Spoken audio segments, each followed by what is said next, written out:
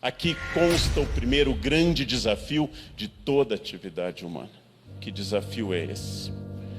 Os seres humanos são diferentes entre si. Os seres humanos são distintos e eu jamais sentirei a dor de um outro ser humano, porque os mecanismos celulares e cerebrais, nervosos e emocionais que conduzem à dor são exclusivamente individuais.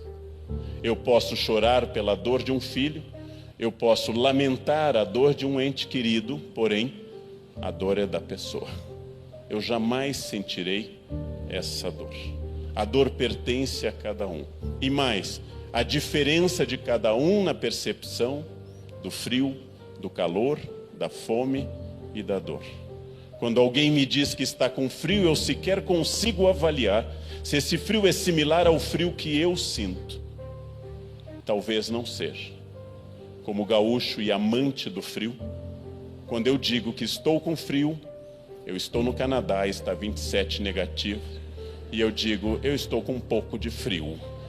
As pessoas, aquilo que extinguiria a vida de outras áreas do planeta. Nem o frio, nem a dor, sequer a alegria comunica qualquer coisa. Temos uma barreira institucional, uma barreira formal, uma barreira, vou usar apenas uma palavra complicada hoje. Em filosofia chamamos barreira epistemológica, uma barreira de acesso ao conhecimento do outro.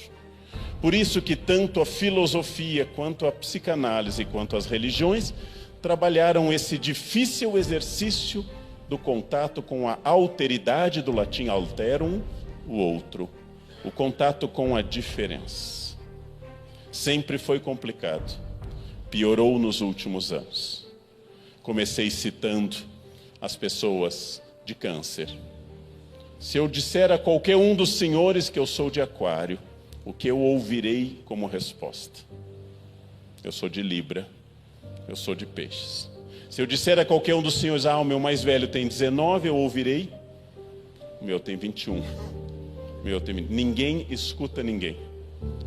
Eu, Leandro, acordei às 6, aí eu acordei às 5. Eu tenho uma dor de cabeça, eu tenho um tumor. É uma concorrência permanente, pois nenhum de nós escuta o que o outro diz. Se eu disser aos senhores uma idiosincrasia, uma característica minha, absolutamente irrelevante, mas para fins de exemplo significativo, que eu, Leandro, abomino, detesto, execro o gosto do coentro.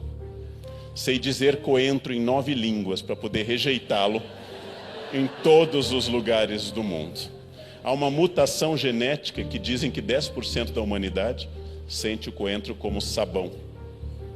E eu possuo essa mutação num grau enorme. Sofro na Tailândia, sofro na moqueca capixaba do Espírito Santo, sofro no México, sofro naqueles lugares para quem o coentro é uma coisa fabulosa. E eu, Leandro, tenho que entender que há pessoas que compram coentro e colocam aquilo na comida do próprio filho e oferecem ao filho, como Alcibíades ofereceu a taça de cicuta a Sócrates, e oferecem ao próprio filho uma coisa dessas.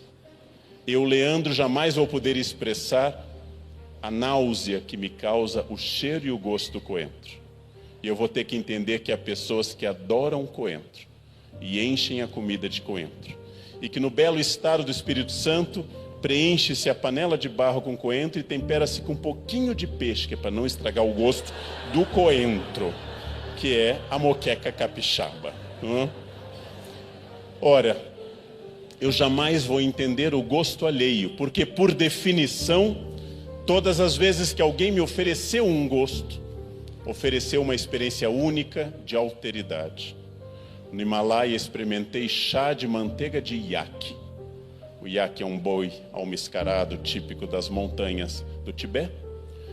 Dele sai um leite, faz-se uma manteiga, pega-se uma colher daquela manteiga, dissolve na água quente, fica uma camada de gordura líquida, o cheiro é de animal selvagem, e os tibetanos veem naquilo uma bebida fabulosa. Eu não compartilho da mesma ideia. E você entra numa simpática casa, porque os tibetanos são todos um povo extraordinário, ele lhe oferece o chá de manteiga de iaque.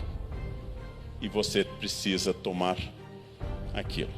Na medicina tradicional indiana ayurvédica, uma das terapias é tomar sua própria urina pela manhã. Eu prefiro morrer de todas as doenças. Não sei se escova depois os dentes com pinho-sol, não sei o que você faz depois de uma coisa dessas. O gosto culinário, o gosto médico, o gosto sexual, o gosto estético de cada um é único e irrepetível. E eu não consigo entendê-lo, apenas posso dizer que é diferente. E não obstante, eu sou obrigado a conviver em comunidade e negociar permanentemente de detalhes a grandes questões. Num momento em que o narcisismo das pessoas disparou. No momento em que ninguém mais escuta ninguém e que esse narcisismo se tornou uma referência importante para todo mundo. Num momento em que as pessoas usam no Brasil a exaustão, ad nauseam, a expressão fulano me representa ou fulano não me representa. Essa expressão não significa apenas que eu gosto, mas que ele está no meu lugar, uma representação. E ao dizer isso, eu estou afirmando que o ideal seria eu estar lá. Mas como eu não estou, fulano me representa. É comum eu ouvir na minha página na internet alguém que diga: eu gostava muito de você, mas você disse essa frase, agora você não me representa. Eu agradeço e tenho certeza que tanto a pessoa como eu sobreviveremos ao impacto desta pessoa abandonar a minha página. E seguiremos nossas vidas pesarosos, melancólicos, mas catando os cacos dessa relação destruída entre um completo desconhecido num avatar e a minha pessoa. Uma frase muda o que você me representa ou não me representa. Uma única ideia contamina toda a minha opinião. Olha, eu votaria em tal candidato a prefeito, mas não gosto da religião dele. Mas eu gosto menos ainda do outro. Então vou votar nesse. Então vou votar em branco, porque nenhum me representa. O problema não é o debate político, inclusive o uso político. E é absolutamente lícito do voto nulo ou do voto em branco. Resposta, inclusive, à nossa idiotice de manter o voto obrigatório. O que eu digo para os outros é que ele tem que ser igual a mim. E isso traduz muito do que eu sou. Isso traduz muito dos meus valores. Não tem como eu sentir de fato ao outro. E é por isso que desde a Grécia, passando pelas religiões monoteístas, em particular o cristianismo, que domina no Brasil e na Europa Ocidental, por enquanto, por isso que nessas religiões monoteístas se trabalha muito o conceito desse pathos, desse sentimento, que eu posso ser antipático. Eu sou contrário à sua identidade, ao seu sentimento. Eu posso ser junto, simpático. E eu posso ser inclinado a, num sentido de inclinação, de empático. A empatia não é a garantia que eu vá sentir o que você sente. Quando o dentista me diz, vai doer um pouco, eu peço para ele definir esse advérbio. O que é um pouco?